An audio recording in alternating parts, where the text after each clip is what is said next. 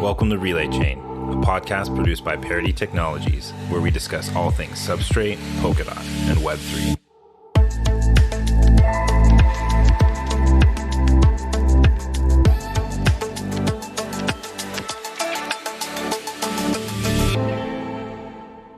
In this episode of Relay Chain, I spoke with Jamie Burke from Outlier Ventures. Outlier Ventures is currently running a Polkadot accelerator through their Basecamp program. In Basecamp, Outlier selects interesting projects who are building on Polkadot and will make investments of capital, time, and training. Some employees from Web3 Foundation, including myself, are mentors in the program, providing protocol expertise, but all selections were made by the Outlier team. This conversation went a little longer than our typical Relay Chain episodes, but I thought Jamie had really insightful and original ideas, and I couldn't stop asking follow-up questions. With that, I hope you enjoy the episode. Today on Relay Chain, we have Jamie Burke. He's the CEO and founder of Outlier Ventures. Welcome to the show, Jamie. Hey, Joe. Thanks for having me on. Yeah, do you want to give a quick intro of yourself, like your background and what Outlier Ventures does? Sure. So I'll start with Outlier Ventures, really, just because it's occupied nearly a decade of my life, quite scarily. So Outlier has been around for 8 years. We were the first institutional blockchain investor in Europe, one of the first in the world. And over that period of time, we've kind of course, evolved our thesis and like our business model. And so for the last couple of years, we've distilled all that learning down into being an accelerator. And we will accelerate, we're near to our 100th portfolio co this fall. And just to kind of give you an example of both our rate of growth, but also what's happening in the wider ecosystem, we're going to double that in the next 12 months. So we're going to double what we did in 8 years in 12 months. Don't ask me how, but that's apparently what we're going to do. And of course, one of those is through an accelerator with Polkadot, which we'll talk about a little bit later. But effectively, we've been investing in what we now regard as the metaverse, the open metaverse, as a kind of framing for the direction of Web3. But of course, prior to that, really, thinking through what does this Web3 stack mean, both in terms of a technology set, its primitives, but also as an economic system. And so, the framing now in the context of the metaverse is how can we extend this economy that we built, this permissionless financial system, and extend that into gaming, virtual worlds, and anything that you could imagine in the context of the metaverse. I think something that's really interesting about Outlier, just that I noticed in my research, and I think we'll talk about it a little bit more in the middle of the show, is just how open you are with some of the information. Like you said, you have 100 portfolio companies, and like if you just go on the Outlier website under the research tab, you publish kind of more than weekly, just a lot of information about not just these individual projects, but also just about general trends in the ecosystem. And you're a lot more open than other VCs who might kind of use their information as edge or something. You're just kind of constantly putting out these research reports that are, I think, really valuable and insightful. Thanks. I appreciate you saying that. I mean, sometimes it feels like actually maybe we put out too much, but we just kind of have this culture of thinking out loud, because back in the day, we didn't have a load of capital to deploy. And also, as we've tried to navigate the space over the last 8 years, it's just increasingly complex. So, we're like 40 plus staff now as a partnership. So we're quite unique in that we're not a GPLP fund, in that we're not a bunch of GPs that manage other people's money, LPs.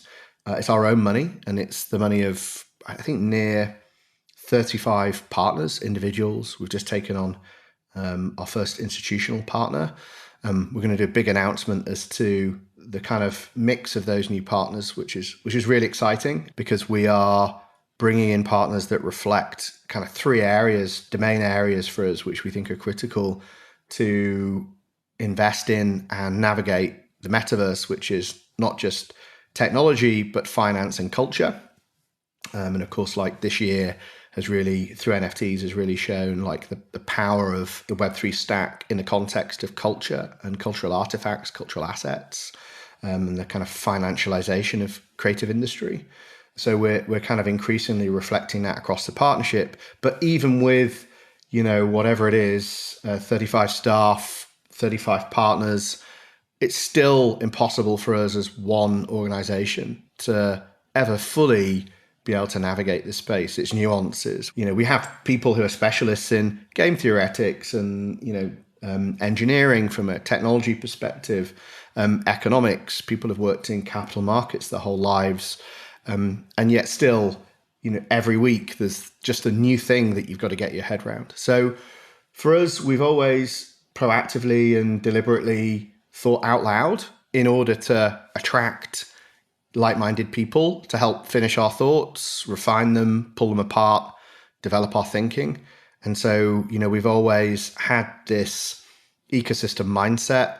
And so actually it was quite natural for us to become an accelerator, because effectively an accelerator is just a kind of platform, for want of a better word, that mobilizes or catalyzes an ecosystem around a cohort of startups. But really that's been built around this thought leadership stuff. So we've always tried to be quite considered in our thinking, but always been incredibly open about it. And so I'm glad that that's getting through to people like you. Yeah, I find it quite valuable. So I want to start out with just kind of like a general definition of Web3 and then the metaverse, and then start talking about this Metaverse stack and like how Web3 fits into it.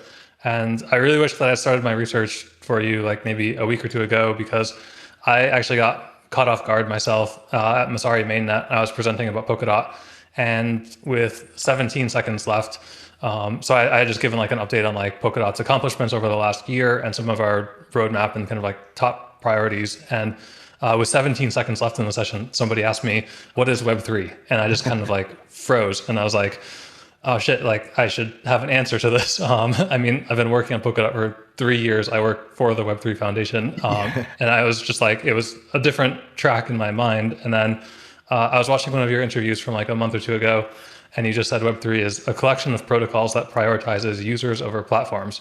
And I was like, shit, I wish I had watched that and had that in my pocket for standing up there caught off guard without an answer to Web3.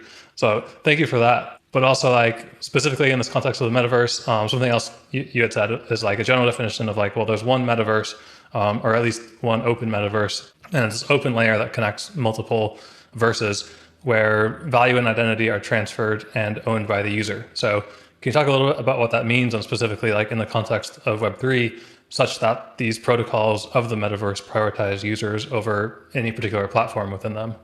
Yeah, so we'll start with Web3, and it's funny because if you hadn't told me that answer that I given somewhere else, I probably would have given a totally different one. And this is because there's so many different ways to say it, right? But ultimately, for us at Outlier, Web3, as you say, is centered around user-centricity. And that can be versus platform and shareholder supremacy. The owners of those platforms. It can be against concepts around the state. But ultimately, the idea is that the user is at the center of the equation, and concepts around sovereignty of the individual, their data, and their wealth are kind of the core design principle. So everything should be optimized to that. And of course, that's in contrast to the way that the web works today, which is biased towards platforms and their shareholders, almost or increasingly at the expense of the user. And similarly, if you look in the context of what we're now witnessing with crypto and kind of the regulatory landscape that we're finding ourselves in, especially in a US context, the reality is platforms are open to capture or coercion by the state. And often that's felt fairly theoretical. When you've argued that in the past, it feels like you're just kind of a hardcore libertarian. And everyone says, yeah, but we're in the West and it's okay. And, we're generally okay with the governments that look after us and our well-being. The reality is we're now seeing with crypto, there is this new emergent financial system, whether you call it DeFi or just crypto more broadly. And like without a doubt, of course, it has many, many failings or things that could be improved. But without doubt, it is a financial system that prioritizes innovation, competition, efficiency. Like it's almost the perfect financial system. Now it's nascent. And to be honest with you, the fact that only a small subset of crypto even use things like DeFi because it's hard to understand, risks hard to understand, UX is poor. That kind of, in a way, insulates it from wider retail adoption. But the fact is this, if I was a regulator and I'm thinking about what is my responsibility as a regulator of capital markets or any market, well, it's firstly competition through innovation, and to deliver like a hardcore financial benefit to the end user. That is not what the current fiat financial banking infrastructure system does. But despite that, regulators are perhaps understandably looking to control, coerce, limit, restrict this new financial system. And so you can debate the motives, but like the outcome is still the same. Now, regulators can stop Facebook and Libra, but they can't stop DeFi. And I think this really brings it home, right? So for us, it's kind of the unstoppableness that comes from having this permissionless financial system.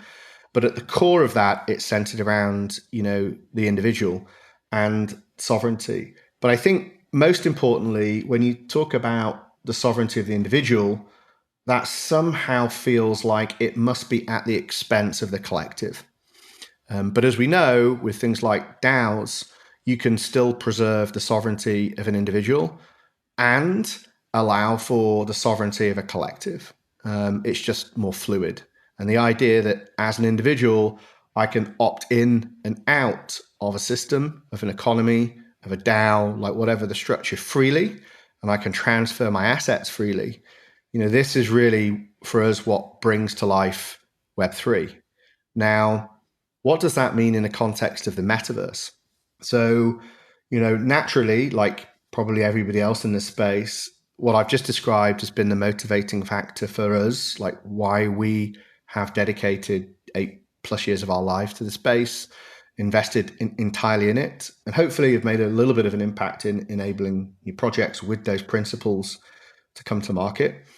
But it's also been quite narrow, right? If you look at, I don't know how it's been for you, but trying to explain to, friends and family what you do, like if they're not really thinking about money, like what is money, and they're not really thinking about like the fiat system and what's wrong with it, they weren't really inclined to go to Binance and buy ETH, right? They just don't get it. Not interested. It's not real. Yeah, or even like not even what is money, but just like what is computation. It would be kind of like saying, well, we have this thing called a computer, and somebody thinking the only application that you could build on it would be like a spreadsheet or like a bank, right? Like you can express a lot of different things within these systems. Right.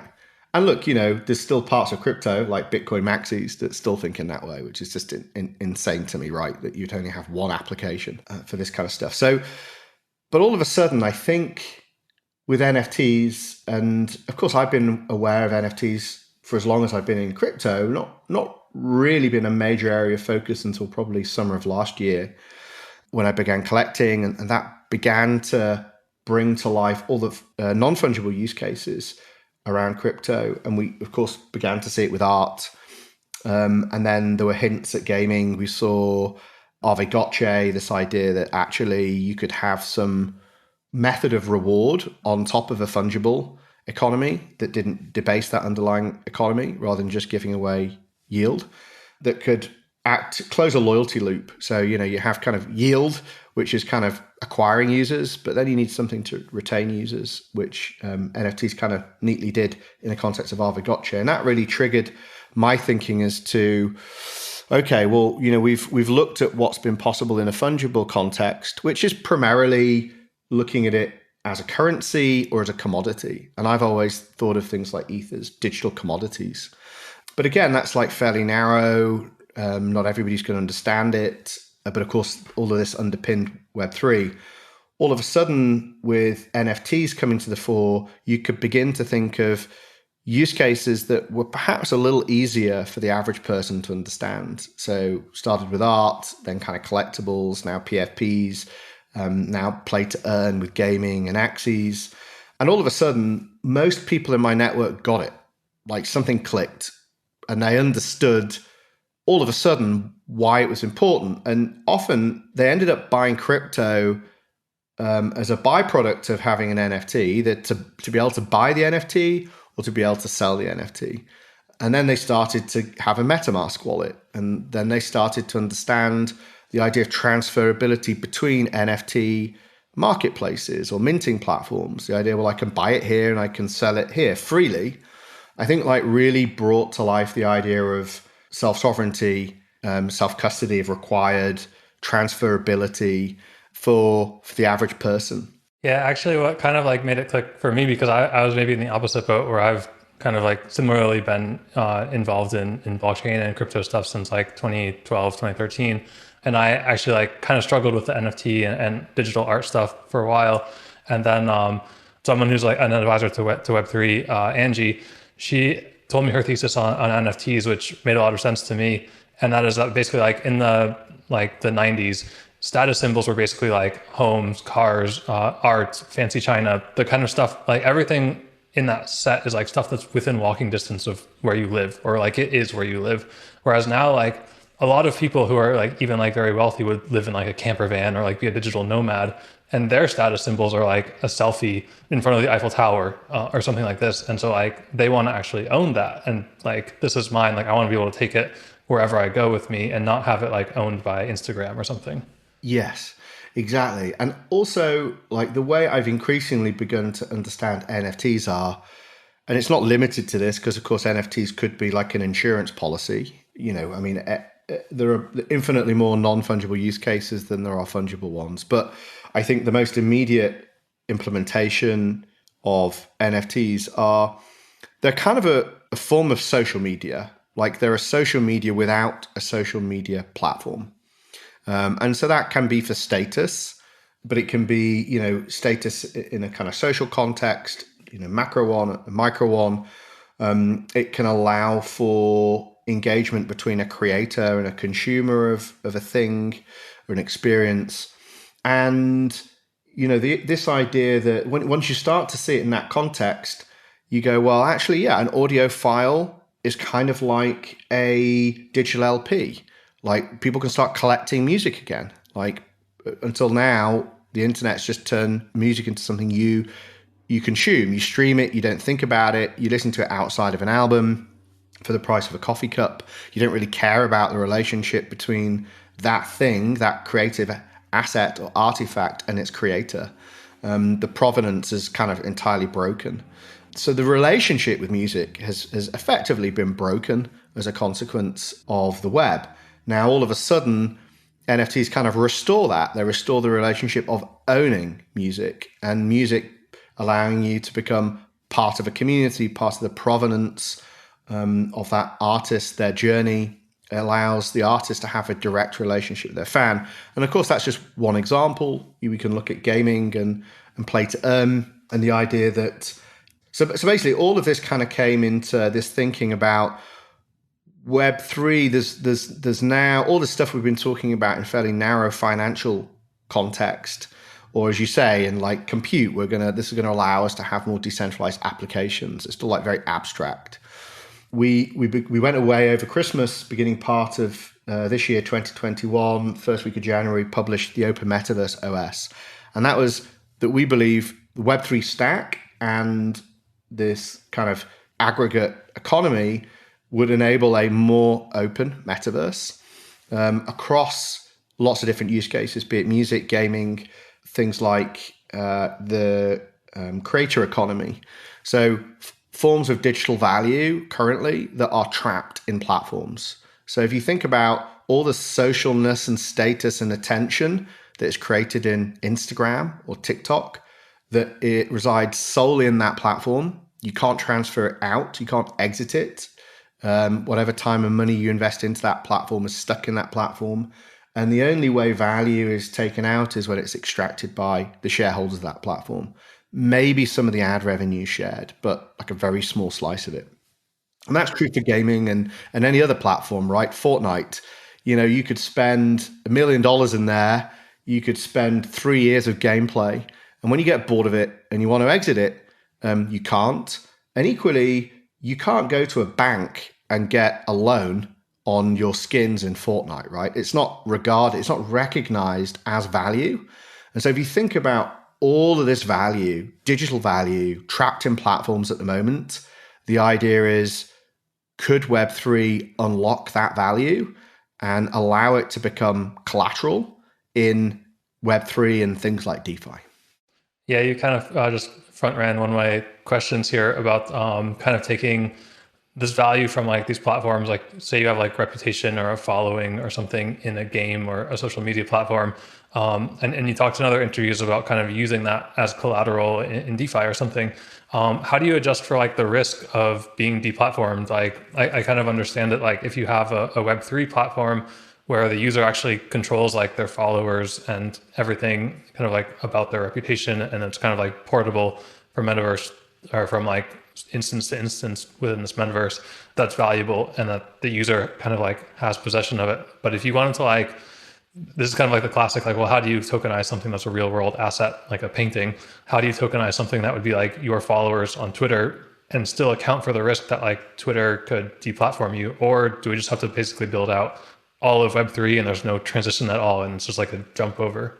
Yeah, so how Web2 engages with Web3, I think, is the unknown. But what I would say is this, like, and I don't necessarily have the answer to that, right? But what I would say is directionally, there are like known forms of digital value that are already quantified, but are non-transferable, like XP in a game, or gaming items, or you'd have to sell your account that owns those things to somebody. You'd have to like hand over that account and do some transaction outside of that economy, outside of that platform. And then there are other forms of value that aren't currently quantified, like influence, as you say. Like maybe it's views, maybe it's subscribers, but it can often be quite difficult to quantify financially. And so the way that we look at it is, with this tooling, it enables creators and communities to begin to quantify value flows to almost an atomic level. And as long as there are other people that believe in that value and are prepared to exchange that thing for another thing, then you have a market. And because it's a free market, it's entirely open, it's entirely permissionless, where there is genuine value, markets will form. And actually, one of the really interesting things is, on the one hand, I think it's fairly safe to say, with what Axie has done with Play to Earn, it's now the highest revenue generating game on the planet, beating AAA games, AA games, free to play, like any category you want. It's generating more revenue from them from a much smaller player base, like 1 million players. Compare that to Fortnite with, I don't know, however many hundreds of millions of users it's got. So I know for a fact the gaming industry is going, okay, well, actually, maybe this does make sense. Right? Maybe we need to be integrating Web3 or Web3-like technologies into our digital economies to allow for transferability.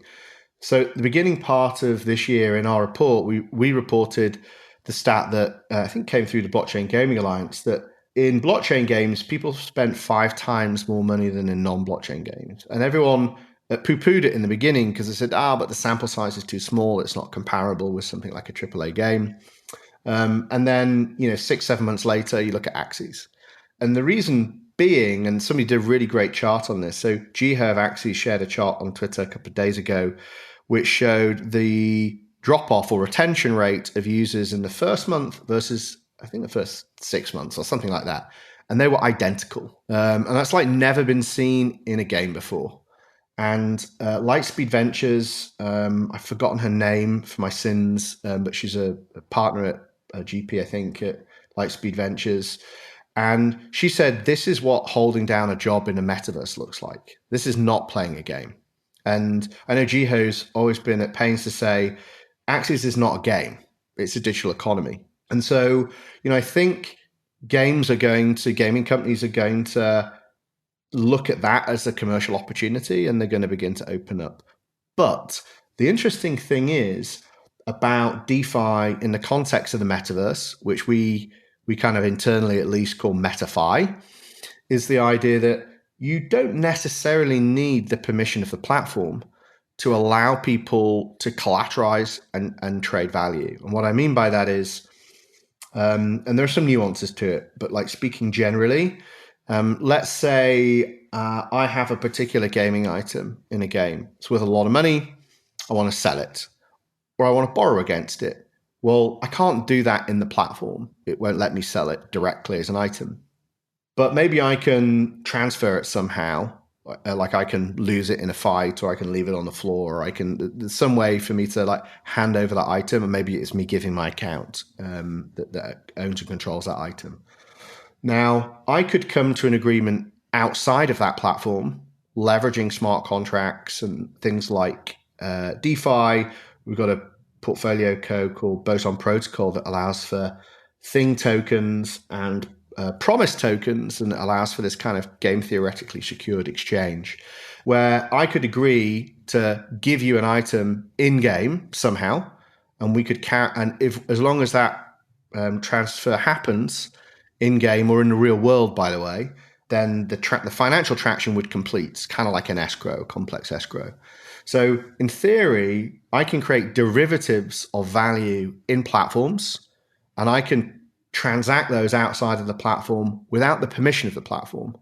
And so I think those platforms that might resist integrating into Web3 will increasingly see these, for want of a better word, like black markets, just trustless ones, exist outside where people are creating derivatives in DeFi. And then they'll probably get to the point where they'll go, well, shit, there's like been $1 billion traded in this black market. Maybe we should like think about taking a little bit of a transaction fee on that and formally integrating it. So I kind of see that as really unstoppable, and its application across the metaverse near limitless. And like if I may, I'll come back to like the beginning of your original question, which was like defining Web3 and then defining the metaverse or the open metaverse. So as we were like thinking about, well, what does Web3 mean in the context of the metaverse and what we call the open metaverse OS? It was, well, what is the metaverse? And again, like if you think it's hard to get an agreement on what Web3 is, it's like even harder. Like just Google it, or like go on YouTube and try to find any two people agree on how you define the metaverse. But how we define it is putting aside specific technologies. The metaverse is this interface layer made up of innovations in hardware and software that blur the physical and digital. Like you could say that's VR, you could say it's AR. Actually, we don't think it requires any one of those. Some make it more immersive than others. But I would argue, Zoom could be a very early example of the metaverse, right?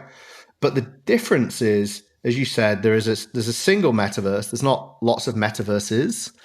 In principle, anyway, there should be a single metaverse. If you go back to like science fiction, Snow Crash, there's not like multiple metaverses. There's one. For it to be meta, it has to be like the ultimate. And for us, well, if you look in science fiction, the way it was described in Ready Player One with the Oasis was this economic system that enjoyed supremacy to nation states. In that instance, one company was trying to take control of it.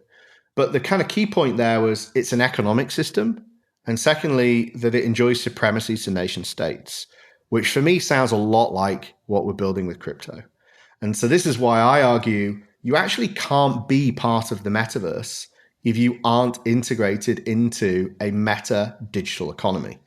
And last time I looked, Fortnite, anything that's going on with Oculus, these are great games. They're like immersive digital experiences, but they aren't close to like anything that would enjoy supremacy to fiat-based system of any one nation state.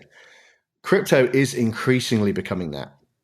And so our argument was that for you to be part of the metaverse, not just a verse, you would have to be integrated into this single unifying digital economy, not of one ledger, not of one blockchain, but like in aggregate, because of course you can freely trade DOT and ETH, in a pair, right? You might use one for one thing and one for another, but they are one economic system, right?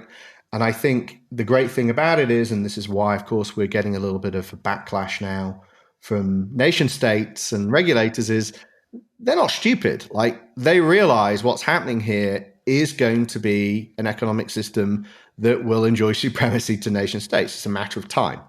And so, they're trying to limit, restrict that, and increasingly they're going to realize that that's not possible. So for us, the metaverse is here. It's going to be Web3 enabled, crypto enabled, and it's going to suck in increasing amounts of digital value, and increasing amounts of economic activity are going to be carried out there through work, play, and all these various things. Just to set context for the rest of this discussion on how we're defining the metaverse, I at least fully agree with you that it's basically here, and it's not so much about the fidelity or immersive experience of some digital world, but rather it's the acceptance of virtual interactions as being inherently real. So when I grew up, I grew up with ICQ and AOL Instant Messenger and stuff like that, and I would talk to my friends from school on that. But that wasn't how I defined my group of friends. And maybe I met some strangers on there, but they were weird people on the internet and that was it.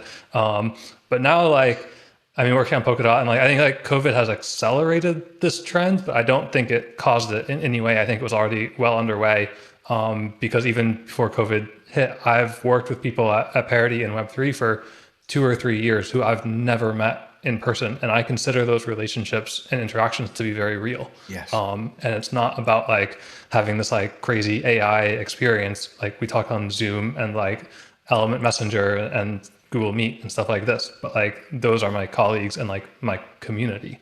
So yeah, I think it's part technical about the actual interfaces and protocols to make these connections possible, but it's also the kind of sociological acceptance that virtual experiences and relationships are actually real, just as real as an in-person encounter. Exactly. And the adding new technologies or the convergence of technologies just makes it more frictionless, more immersive, more ubiquitous. But you're right, it's here, it's been here a while.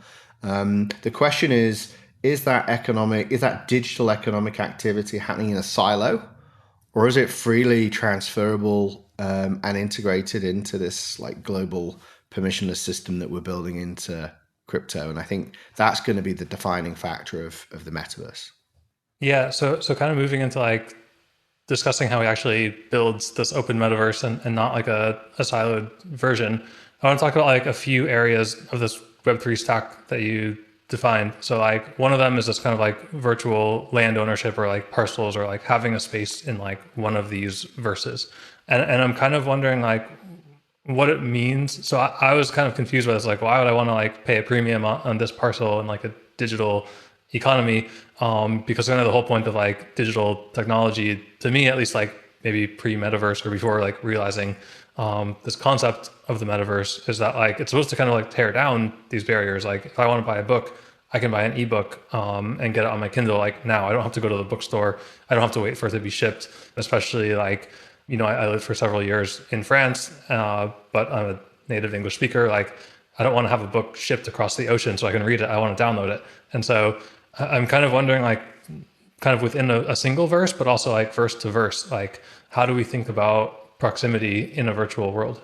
Yeah. So this is a really interesting topic. And when I saw that we'd be talking about it, I was really excited because it's not talked about enough. I definitely don't have the answer. So I'm kind of thinking aloud a little bit here. But one of the interesting things when you think about introducing scarcity in a digital context is that you're effectively enabling property rights. And at first, especially when you're thinking about the metaverse and things like VR, the whole promise of the metaverse was abundance, right? We could just have infinite abundance. So why would you then introduce scarcity into the mix? Surely that's at odds with the principle of what's possible. But the reality is what we've seen proven out, and again, to kind of come back to something like Axes, is when you give players, in this instance, rights, property rights in the context of the game that they're playing, they will invest more time, money, and effort into it because they have ownership of it. And that ownership, they can freely trade, transact, or use as collateral to borrow and lend against. And These are like the cornerstones of how at least modern economies have been built, and you could argue kind of going way back beyond that. Like the introduction of property rights, where you can be sure that you can own something and it can't just be confiscated off you, means that people have a form of security. They have a kind of baseline of financial independence that they can begin to kind of choose how they invest further time or money into and around. And so you're kind of giving them these like foundations of financial independence. And that's only possible because of digital scarcity, right? Which is really often overlooked. Like ultimately what all of this stuff is about, what blockchains are about, digital scarcity. And it's like what the web broke about many things, even going back to music, right? The minute that you had an MP3 file, it lost value because it could be copied innumerable times. It could be shared innumerable times. It devalued that as an asset. It devalued a whole creative industry. Now you can restore that and you can say, yes, it's digital, but it's scarce or it's unique. It can retain value. And now increasingly the creator of that value can define the economics of that asset. So you've allowed, again, for this kind of financial emancipation of a whole creator class. So this is kind of the backdrop, a long-winded way of saying it, but like this is the backdrop of digital scarcity and the idea of property rights in virtual worlds, virtual environments, virtual economies. Now, at the accelerator at Outlier Basecamp, we have any number of projects looking to apply this in the context of AR or VR and virtual worlds. And in most cases, actually, they basically create a fixed amount of, let's call it virtual land. And that's it. There'll never be any more. And that's kind of acting as a baseline for people to buy real estate and then to invest in content. And presumably districts then form based on proximity, relatively physical proximity, your tiles next to this tile. Now, actually, if you think how people will navigate those worlds, it's unlikely that whilst you could, you're going to have you go from A to B in a digital car and go down a virtual road for half an hour and be sat in 15 minutes of virtual traffic. It just doesn't make any sense, right? You could do that, but why would you? I just want to port. I want to go from A to B. And actually, I don't really care what's in between. I just need to go from A to B for a specific context or action. So actually, I think proximity in that context is perhaps a bit limited now, or a bit of a red herring. Now, one of the really interesting things that I saw, and actually the first example of it was in the Polkadot ecosystem, and I've bloody forgotten the name of the startup, but you'll probably know it. The startup out of New Zealand, and they kind of created something. I don't know if they called it this or I referred to it as it after I saw it, but it was like infinite scarcity. So basically, you can have infinite worlds, but each world is limited to the number of tiles it has in it. I think this is BitCountry. There you go. That's it. Right. And this blew my mind. It was the first time that I saw, for me, that felt like seeing the light, because I've been wrestling with this conundrum for ages. And then all of a sudden, BitCountry, that's right, it introduced the idea, okay, well, look, the individual worlds are bound. There are only so many tiles. You can only build so many things in that world. And therefore, proximity to things is real and relevant, presumably bound by how you navigate it. So you're forced to navigate in a physical dimension.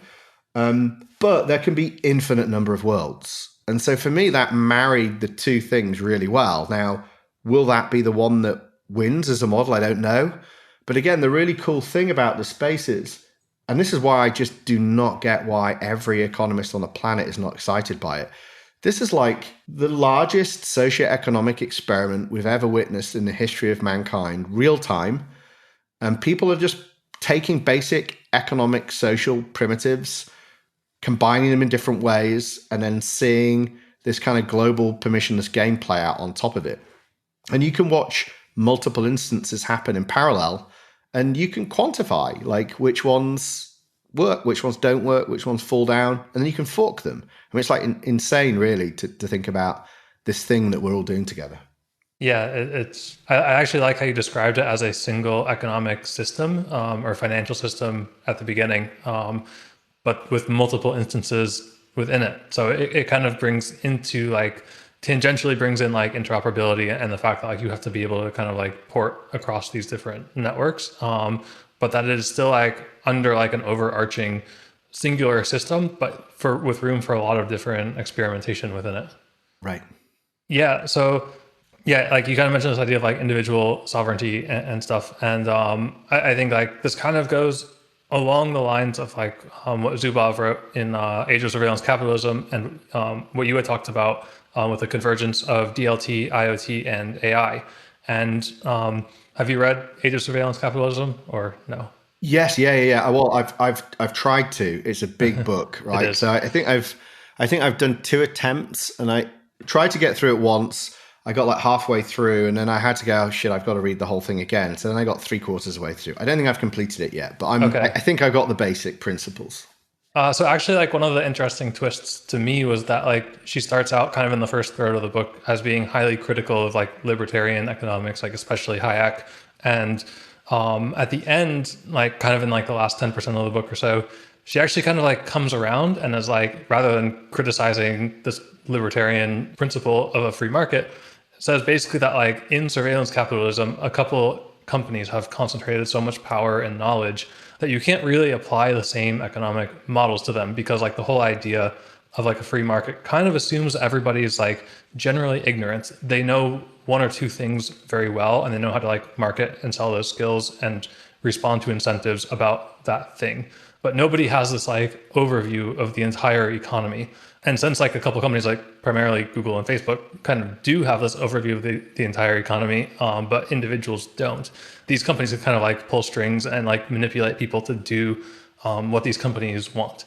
And so I think like this kind of like goes especially into like AI and IoT of like, well, how do we kind of break that trend and make sure that we get the benefits of these like massive data aggregation systems and predictive models, but without amassing those powers into just like a few entities that are controlled by shareholders. And so I kind of like to hear your opinion about like how we enable these technologies, but in a way in business models in this metaverse such that the actual aligned with Web3, that it prioritizes directing this value towards users rather than like specific platforms. Yeah, so this has again been like something I've wrestled with for a while until recently when something clicked. And I can't remember what it was, but I tweeted something a couple of weeks ago. So, I like the book, The Sovereign Individual, had a really big impact on me and my understanding of Web3 and what we're doing in it. And it was slightly uncomfortable reading, right? Because effectively it predicts the collapse of sovereign nation and this, since the Westphalian Pact, like this concept of what is a nation. And, it basically said that, well, sadly, the kind of poor and the middle class need this nation state are just going to have to suck it up because wealth's going to become sovereign. It's going to move offshore. It's going to go to places like Dubai and Singapore. And, given I think it's more than 3/4 of global wealth is actually sat in the, remnants of the British Empire on various islands at the moment. Like that's definitely true. And you can now see this populist backlash against that happening, right? Whether you agree with its tone or message or not, like that's played out given this was, written over a decade ago. So I kind of agreed with the direction of travel, but have never identified as a libertarian per se, right? And maybe that's because I'm in Europe or was in Europe before we decided to leave in the UK. But, I've always felt that there's the need for state intervention to allow for markets to function properly, right? If you just had an entirely free market, and by the way, this was a design principle by Tim Berners-Lee, like very clearly. He actively and deliberately didn't want to. He effectively wanted a free market. If you look at Barlow's Declaration of Independence of Cyberspace, it explicitly says it wants to remove a lot of the kind of institutions of the state and these various things. That created a vacuum, right? Because if you just have an entirely free market in the old paradigm anyway, then huge amounts of value would consolidate into these single technology companies that would monopolize, a particular market. And because the commodity that they were amassing was data to power AI to give better experience, in effect, whether it's better ads or better search results or whatever else it may be, the reality is they become uncatchable, right? It's just impossible, I would say, for a new entrant to come into that market and compete with them on the same terms. You look at Amazon's still loss making, right? Crazy to think, right? It's reached the scale that it's reached and it's still loss making because it can basically get money cheaper than anybody else on Wall Street, right? So try and compete with a company that's losing billions of dollars every year as a startup. Not going to happen. So it's just allowed them to achieve these economies of scale. Now, the interesting thing about Web3 is that at its core, it also it's based upon free markets. It's this permissionless market. So anybody can and will create a competitive solution if there's an opportunity. They'll undercut you if there's an opportunity. They'll deliver more yield if there's an opportunity. It's like hyper competition. It's like the ultimate free market. But because it's centered around the sovereignty of the individual, and that individual can freely form or participate in collectives, it feels like there's a counterbalance. So, it's unlikely, not impossible, but unlikely that value is going to concentrate into single corporations in a Web3 context. It might at the intersection of kind of CeFi and DeFi. So if you look at, Coinbase, right, that's big monster of a corporation now because it's at this intersection of the fiat-based system and corporation and equity and shareholders and stock markets and crypto. But like if you're talking about things that just are native to and live and exist within Web3, because a user can leave at any point, how many people would have left Facebook, years ago if it was easy to just port their identity data and friends? Like probably most people that I know. Of course, younger generations just don't even use that platform. Most people are stuck there, like they're trapped deliberately by design. It's called these walled gardens that are moats that every VC, it's the dream of a VC and a Web2 entrepreneur. Those things just do not exist in Web3. So I think that, if you read books like Master Switch by, I think, Tim Wu, he always spoke about this bundling and unbundling and unbundling in technology cycles. One new disruptive technology would come along, it would unbundle these kind of platforms or monopolies from the previous cycle, but they would always bundle back up. You would always end up with another monopoly. I'm not sure that's true in Web3, and I would actually go as far as to say it's improbable. And similarly, we know that and that's because the individual's sovereignty is preserved. But then to the other point, that doesn't mean that we end up with this hyper individualistic, like libertarian wet dream, because actually, as we're seeing with DAOs, it allows for this fluid collectivism. And I don't think we've really begun to see like the full power of that. Of course, we know most blockchains are collectives of people that are committing resource to a network to secure it and to enjoy the benefits of it. They're participating in its economic success, hopefully. But like we've not seen on top of that, like average people being able to, beyond owning a little bit of that cryptocurrency or digital commodity, digital asset, like being able to kind of freely form these fluid collectives. And I think once that starts to happen, and I hate to say it because it sounds just utopic, but like it feels like the ideal scenario: free markets, the sovereign individual, and fluid collectivism. Yeah, I would say personally, like from maybe like 10 years ago to 5 years ago, I would have called myself a libertarian. And I don't really know what to call myself anymore. like I would say I've kind of moved away from that, but I don't know exactly how to define it. But I would say like, I think that the idea of like a physical, like geographic nation state still makes sense and has value as a construct and a way to organize people.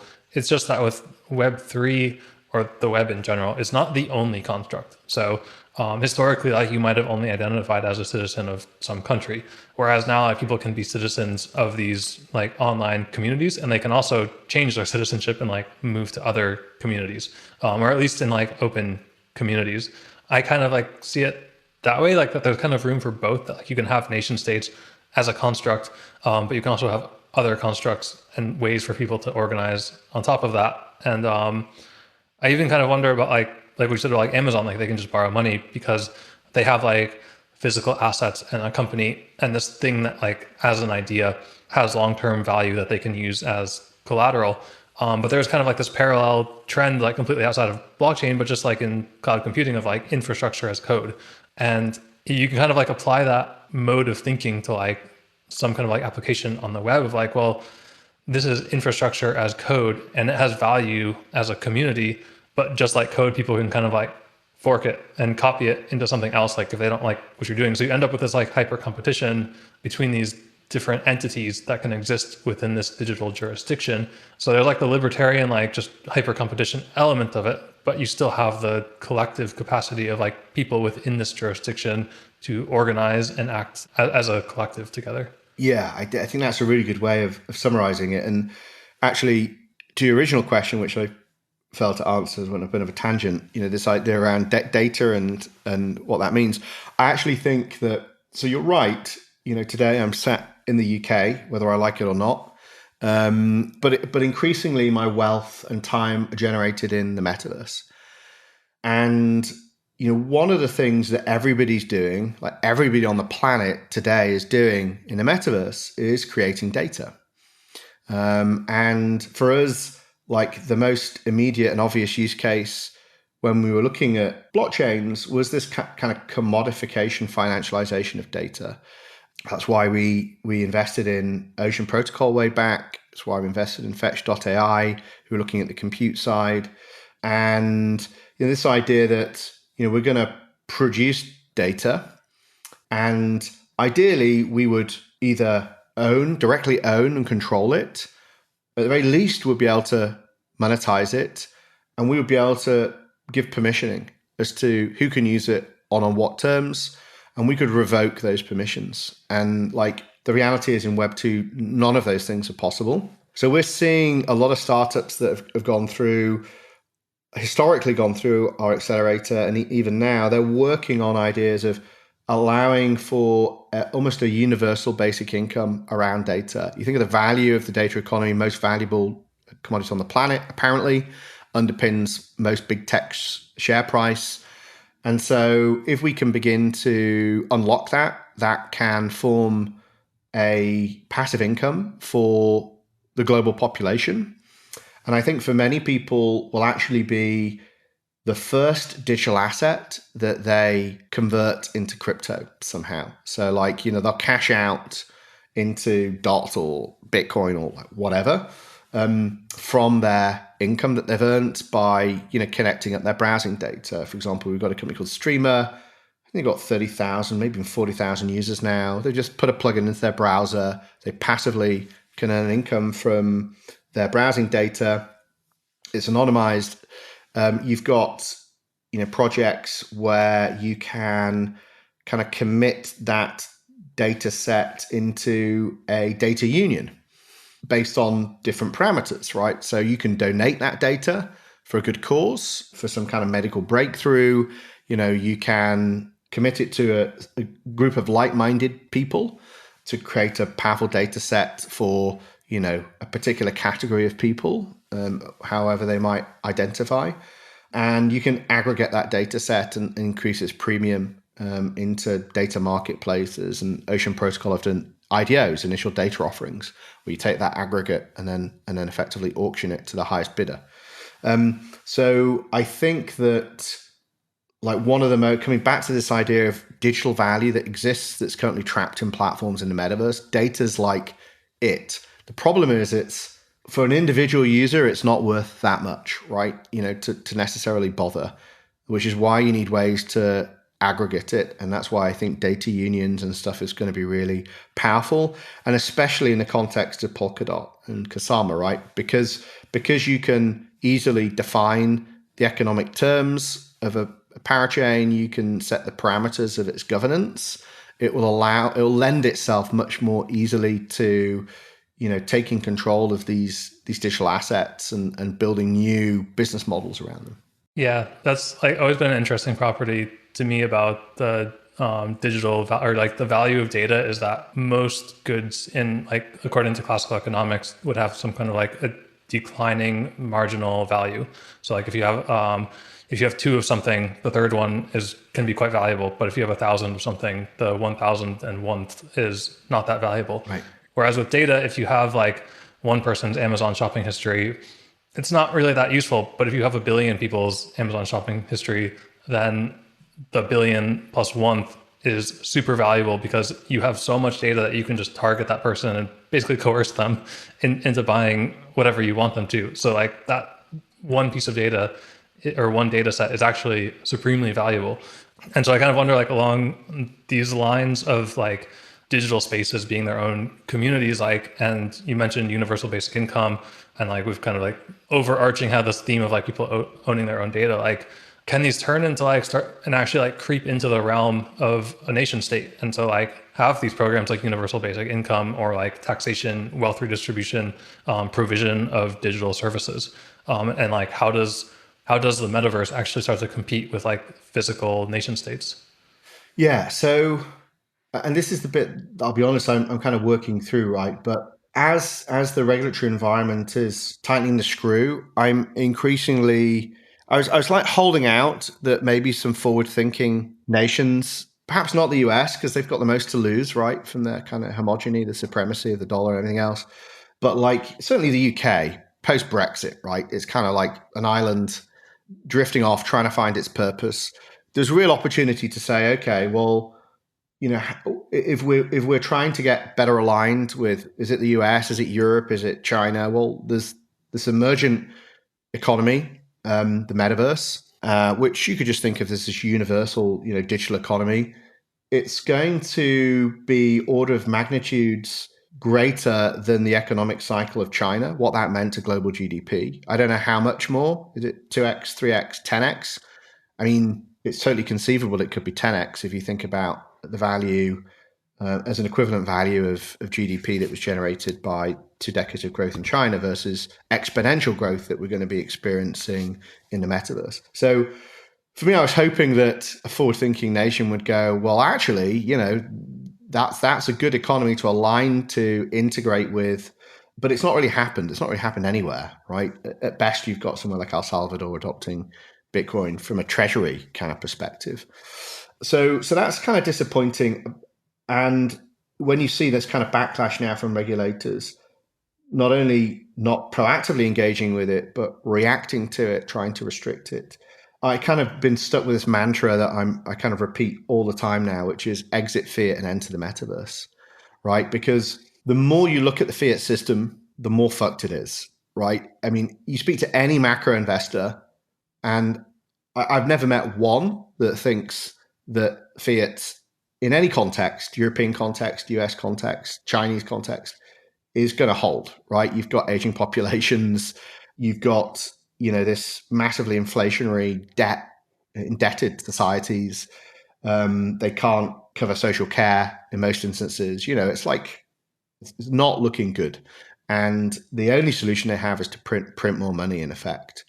So that feels like there's one direction that's heading. We have this parallel system that is the exact opposite of that, as I mentioned earlier. It's growing, more value is being created. It has, digital scarcity, fixed supply, fixed monetary supply.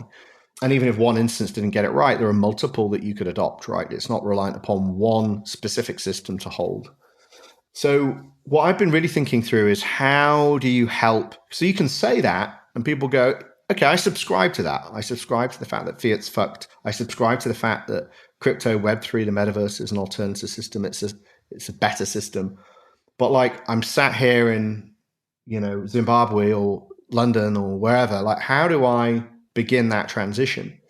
And so I think it's about, on the one hand, getting a stake in that system, whether it's through what you might class as a cryptocurrency or a digital commodity, in effectively a value chain, a supply chain that you think is going to underpin economic activity, ETH, whatever it may be.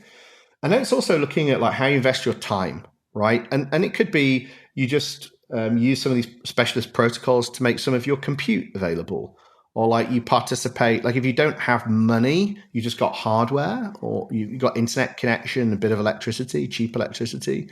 You can begin to participate in these digital economies in the metaverse by just making some of your hardware available, some of your compute available, some of your bandwidth available. You're not going to get rich off it, but you can begin to earn an income in that economy, in the digital economy. But then, of course, there are things like, whether it's speculating, whether it's investing, collecting, things like NFTs, or just participating in play to earn economies now. Yield Guild Games by Gabby Dizon have been doing some really great things with Axes. Most Axes are prohibitively high for people, the average person, to join that economy. So they've got scholarships now through Yield Guild Games where people will cover the costs of you having the equipment, Axes, to participate in the system to earn an income. And so, we're starting to see people create jobs in the metaverse to put their assets to work. And we're starting to see DAOs take control and governance of some of these assets. And, some people in those DAO will have to carry out functional work or labor. And so I think increasingly there are going to be opportunities to earn active or passive income in these economies where people will probably forever keep it in there, and they'll increasingly migrate their time and money into the metaverse. And I think this is going to be one of the greatest migrations humanity's ever known. And so the question is, at what point does that fiat system, like the nation that you're sat in, go, well, actually, I'd really like to tax all of that stuff? At that point, I think governments will start to be a bit more proactive because they'll want a bit of your income that you're earning. And all of a sudden, they won't care that you're earning it in crypto and you're doing it through all these things that currently they think are, illicit or dark markets. They'll want a piece of it because they'll need it. They'll need to plug into that growth engine to tax it to support this physical infrastructure. So I think it's going to get to a point where the metaverse has to reach a certain threshold of digital economic activity and value before politicians begin to reflect that in policy. And what I would say is we're probably not far off. You think generationally, I don't know, below the age of 30, 25, 18, increasingly wealth is going to be generated in the digital context, right? And these people are going to become tomorrow's politicians. And if they're not tomorrow's politicians will want their vote. And currently they are financially excluded explicitly from the current financial system, from banking, borrowing, lending. So it's going to be a matter of time before politicians have to reflect this in policy. Yeah, totally agree. And that kind of brings us to like the last part of the stack, which is like the user experience. Like, how do we actually make this migration happen and get people in? I think that so we hear kind of all the time in crypto, like, oh, the user experience is terrible and, blah, blah, blah. I think this is kind of misdirected or not productive for a few reasons. Like, one, I know a ton of great UX developers who are working in the space, and to kind of just say like, oh, well, what they've made is shit is like, I think really unhelpful. I think it points to like two things. One is just like a lack of tooling to build these user experiences on top of, like, we see things like Etherscan, like Block Explorer for a single blockchain, but I haven't really seen some kind of tool that would show you like, okay, I made this one transaction and it sent these cross-chain messages and it's, triggered this like real world change in assets and all of this other stuff. And like, I would want to know like, okay, well, I made this one action, like what were kind of the results of that? And so I think there's a big tooling layer, but also everyone is kind of comparing these experiences in the context of Web2 experiences. And in a lot of ways, I think Web3 user experience could actually be better if you don't have to manage, 1,000 usernames and passwords. And so I'm kind of curious, like what you see as missing in the stack to make, or I guess, first of all, do you agree with me that the user experience is shit argument is like not very productive, or maybe you also think that it just is. But also like if you do agree with me, like what kind of tooling do you think could make this better, and how would you think like the experience of being in Web3 or the metaverse would differ from like the kind of like average user's expectations of a user experience in Web2? So there's a couple of ways to answer that, right? So, firstly, we've focused the last couple of years on investing in middleware, so making the Web3 stack usable for the average developer. So when people think of adoption, they generally think of like consumers using consumer interfacing apps, but actually, like that happens after 99% of developers can use this stuff and build equivalent SaaS type businesses. And I don't know what the number would be, but I think it'd be safe to say 90% of developers on the planet are not using Web3. They don't know about it. They don't care about it. They can't use it. They're building Web2 apps. And when they're building Web2 apps, they're building Web2 business models. And so all the things that we've spent, the last hour or so talking about around user-centricity, Web3, are not reflected in most startups today. It still blows my mind that the majority of startups today are being built on Web2 principles. Like they're zombies. They're like the Walking Dead, right? But they still get financed millions of dollars.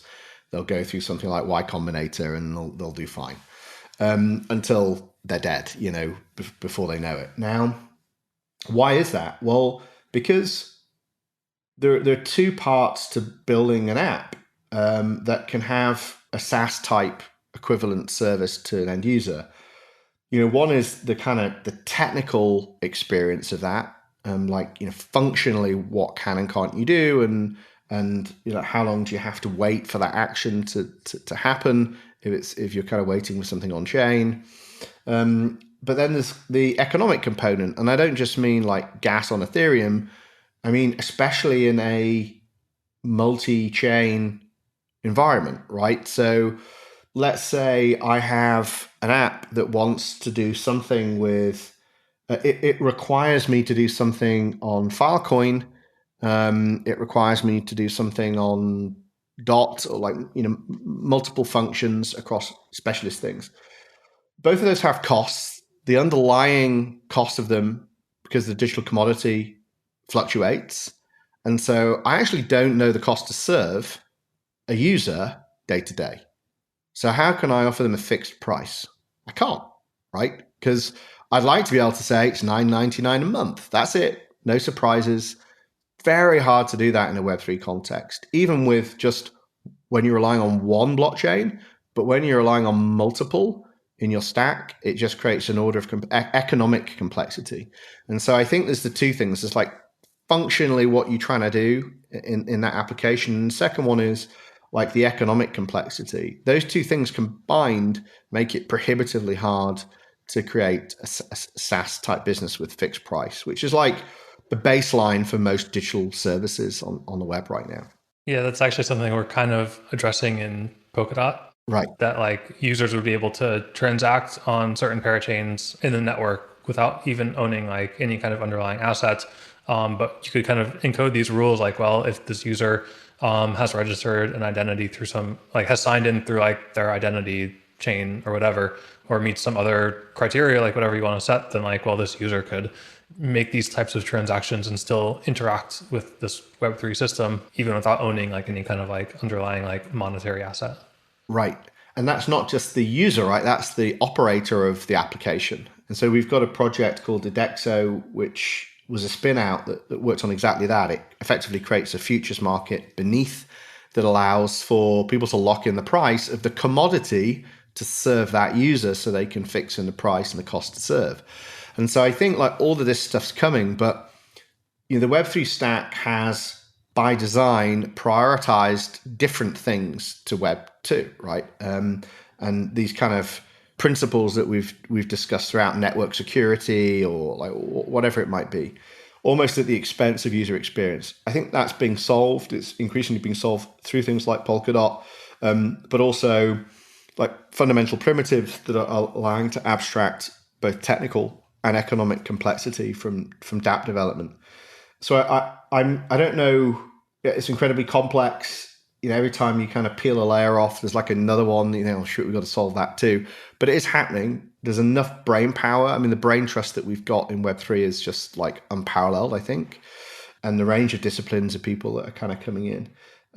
So I think it's coming. And the reason why we've partnered with Polkadot, which I guess kind of teases up nicely to talk about the collaboration at the end, is precisely because Polkadot is removing many of these barriers to developing dApps that can have business models that feel familiar to an end user.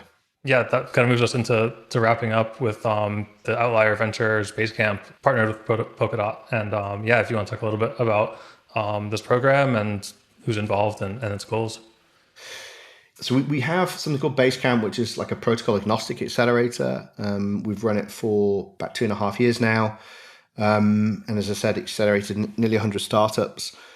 In parallel to that, we've begun working with specific ecosystems around a protocol to accelerate the startups within those ecosystems. And that's primarily because, there's now a huge amount of capital and entrepreneurs and developers within ecosystems, but there is a big gap between a hackathon and like a POC and actually turning that into a well-capitalized, high-growth startup. It doesn't have to be a company, could be a DAO, could be a protocol on top of the protocol, but ultimately that's like really hard to do. And like startup life is hard anyway, let alone being a Web3 startup. 95% of startups fail in their first 2 years. That's no different in crypto Web3. And so, we've engaged with the Polkadot ecosystem to look at this kind of rich ecosystem of entrepreneur, developer, and to provide them a structure. So it's a 3-month intense daily program with 2-month aftercare where we take a team and they come at different stages of maturity, to be honest with you. And we catalyze around them both our network, which we've built up over the last 8 years, and that of Polkadot, Web3, Parity, to both make sure they're capitalized, they've got the right people, the right strategic people, they structure that digital economy in the appropriate way, they think through governance, but also do some of the basics around product market fit, go-to-market strategy, helping them secure their first customers and partners. And so we're really happy to have begun our first cohort with Polkadot. Just kicked off. This is our kind of full 2021 program. We'll be running several of them over the next couple of years. And we've got some really great startups in there. I think showing both the range of opportunity in the context of everything that we've just discussed today, from a game DAO, which is effectively providing fundraising, coordination, and ownership for gaming and game publishing. We've got PopX, which is a music NFT platform for artists to engage with fans. We've got RAN Network, which is a gamified yield farming platform for millennials, which effectively is like an unbank or neobank. We've got Readle, which is doing a decentralized NFT ebook publishing. So to actually really upgrade what an ebook is in terms of a rich experience. And then something called Uplink, which is a decentralized hardware-free internet. And that's allowing for people to throw into the network devices to share connectivity and stuff like that. So, I mean, you can just see with some of those examples, and that's just a handful of them, the range of use case that's out there. These are projects that have already committed to building on Polkadot, but they needed help commercially to kind of take these things to market. And so, if you are in the Polkadot ecosystem or Kusama ecosystem and, you need help with any things that I just mentioned, we're specifically set up that the kind of way to think of Outlier is with a kind of Y Combinator for the Metaverse. And, we're very lucky to kind of have partners like you guys to kind of help realize and catalyze that ecosystem. Yeah, I think these programs are super valuable. I'm biased because I'm a mentor for this cohort, so I'm quite excited to see how it goes. And it's my first time participating in something like this. But yeah, I've been through startup thing. Like, I wish I had kind of an accelerator like this many years ago. Like I started like 2 or 3 companies that kind of failed, and ultimately like kind of just led me to apply for what I thought was a stable, normal job at Parity in 2018, which is also a Web3 startup. And it's been like a lot of fun, but I think like, yeah, getting a startup off the ground is really hard. And if the research that you have just published for like the public is any indication, you obviously have a really strong team that's kind of working on these programs and help get them going. And I think even just like, not just product market fit, but identifying the product. Like I know I worked on a couple of things like as solopreneur projects back in like 16, 17, that like I look at them now and I'm like, oh, that thing that I did that was like step 2 of 20 to build the thing that I was building, like that thing was the product. Like that's what I should have marketed and sold. Right. But I totally missed it. And like now it's like clear as day, but you don't always see those opportunities when you have your mind like focused on a vision down the road. So yeah, I'm excited to see how Basecamp goes and yeah, everything that comes out of it. Yeah, look, in startup world, time is money. And so I don't doubt most of the startups that we work with could eventually get there, but it might take them a couple of years because they've got a small team. They don't have all the competencies. We've got all the specialisms on tap. We've got the learnings of working with 100 startups. We've got 1,000 investors in our network. We've got great mentors like you. And as you say, we can provide that outside perspective, not just us, but this network of mentors, partners. And so like it really does accelerate the journey of a startup. And so what we do with startups in 3 months is the equivalent of 12 or 18 months worth of time. That would have cost them several million in money if they're lucky enough to survive the first year of being a startup, because it's hard. But also just like your sanity, as you said, like being an entrepreneur myself, the entrepreneurial journey is really hard. It's stressful, and you most likely lose all your money doing it, right? And so like anything that de-risks that for me is worth it. I wish, when I was doing startups, I'd gone through an accelerator. I'll be honest with you, I didn't have the humility to do it. The best founders that have gone through our accelerator, that have gone on to build multi-billion-dollar networks, have been the most humble people. Like they're good at acknowledging what they're good at, where they've got gaps. They bring in experts to help them fill that gap, and they kind of focus on, the fundamentals. Yeah, it's really hard to build something and to kind of to hire an expert and let go a little bit, because I know as a founder, like you just want to like have control of everything, and it's like really hard to say, oh, somebody else is better at this, I should just let them run with it. That's right. So what I would say is to kind of close off.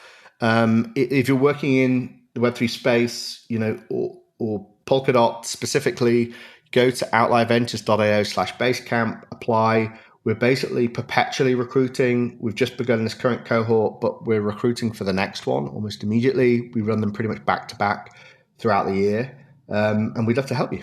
Yeah. We've gone quite a bit over time. Sorry about that, but it was just really exciting, and a million tangents that I always wanted to go off of. It was like really good discussion. So thank you, Jamie, for coming on. No, thanks for having me on. The problem with this, I think we're actually quite restrained in the tangents that we didn't explore, but that shows you that how exciting this space is, right? Yeah, we've gone over, but that was with the filter on, at least for me. That's fun. Thanks, Joe. Yeah, thank you.